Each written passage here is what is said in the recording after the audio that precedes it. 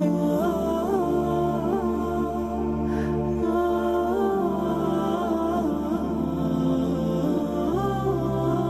اللہ تعالیٰ نے والفجر قسم فجر کی، ولیال عشر قسم 10 راتوں کی، قسم 10۔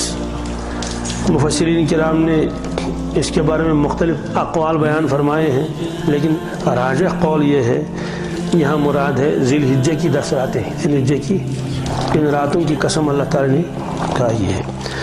اور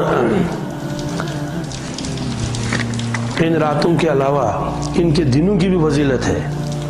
حدیث پاک میں ہے وعن ابن عباس رضی اللہ تعالیٰ عنہ قال قال رسول اللہ صلی اللہ علیہ وسلم ما من ایام العمل الصالح فیہن احب الی اللہ من هذه الایام العشر، رواہ البخاری۔ فرمایا کہ یہ 10 دن ہیں ذی الحجہ کے، اللہ تبارک تعالیٰ کو اس میں اعمال صالحہ اتنے محبوب ہیں، دوسرے دنوں میں اتنے محبوب نہیں ہیں۔ ان 10 دنوں اور 10 راتوں کی فضیلت ایک روایت میں ہے کہ ہر رات کی عبادت شب قدر کے برابر میں ہے، ہر رات کی عبادت شب قدر کے برابر ہے، یہ ترمذی شریف کی روایت ہے۔ اور ہر دن کا روزہ 1 سال کے برابر ہے۔ ذی الحجہ کے جو پہلا عشرہ ہے 9 دن تک تو روزہ رکھ سکتے ہیں، اور 10ویں تاریخ کو روزہ نہیں رکھ سکتے کیونکہ وہ تو اس دن قربانی کرنی ہے۔ سال میں 5 دن ہیں، ان میں روزہ رکھنا حرام ہے۔ کتنے دن؟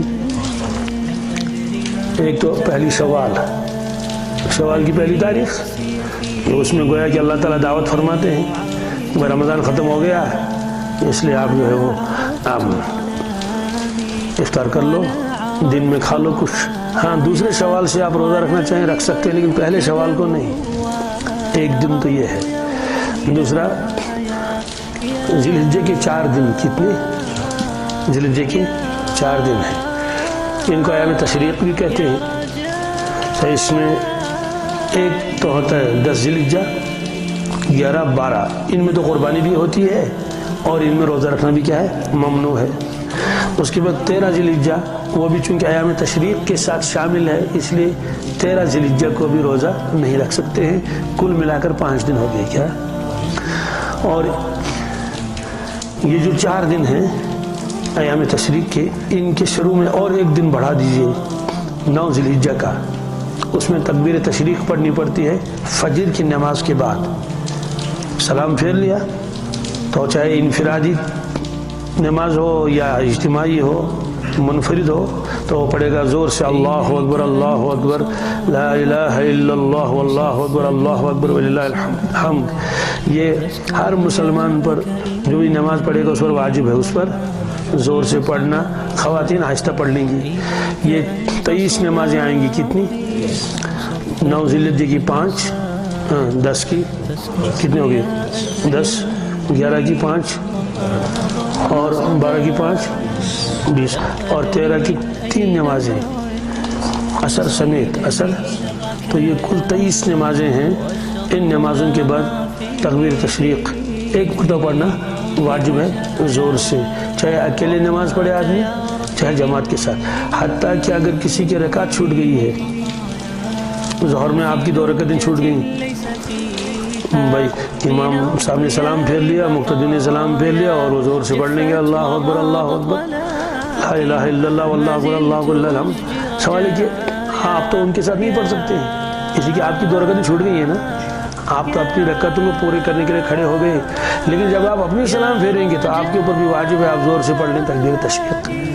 اس میں بڑی کوتاہی ہوتی ہے، اسی لیے مسائل کا سیکھنا یہ بہت بڑی عبادت ہے۔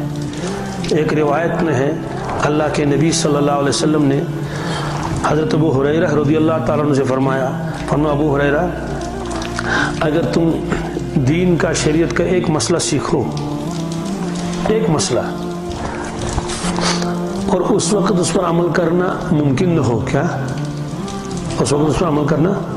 جیسے آج غلام اور باندی کے مسائل ہیں قرآن پاک میں، بالکل ہیں، حدیثوں میں بھی ہیں، آج بھی پڑھتے پڑھاتے ہیں غلاموں کے مسائل اور باندیوں کے مسائل، کہ غلام کے یہ حقوق ہیں، غلام کے ساتھ یہ معاملہ کرنا چاہیے، اور اگر غلام فلاں گناہ کرے گا تو اس کو اتنی سزا ہے۔ قرآن پاک میں حدیث میں پڑھاتے ہیں، پڑھتے پڑھاتے ہیں، حالانکہ اس وقت دنیا میں کسی غلام کا وجود ہی نہیں.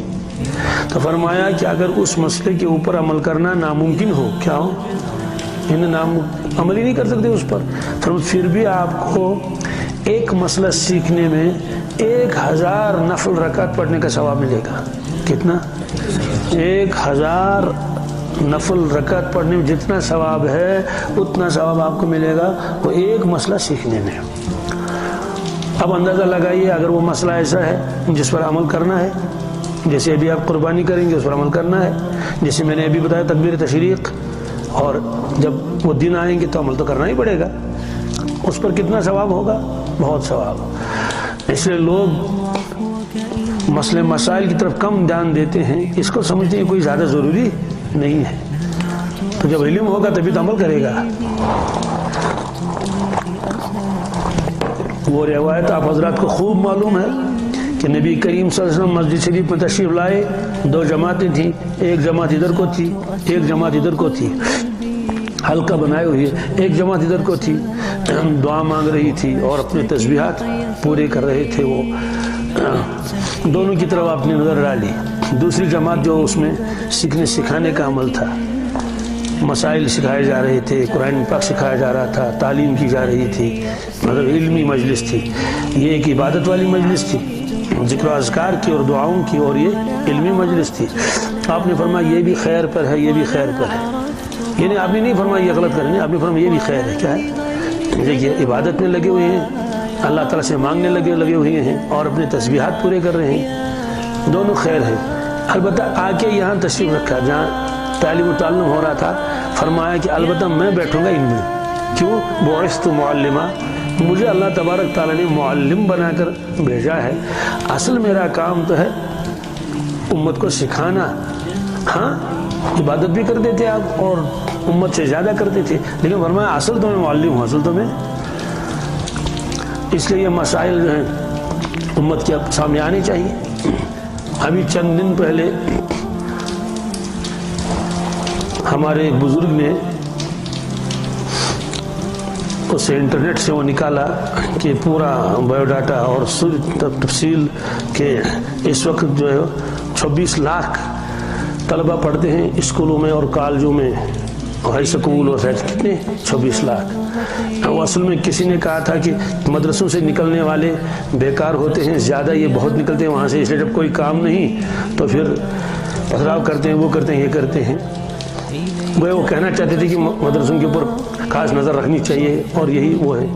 تو انہوں نے اس کا جواب دے دیا کہ 26 لاکھ طلبہ پڑھتے ہیں کالجوں میں اور یونیورسٹیوں میں، ہائی اسکول وغیرہ جتنے ادارے ہیں، اور 18,000 صرف پڑھتے ہیں مدرسوں میں. کتنے؟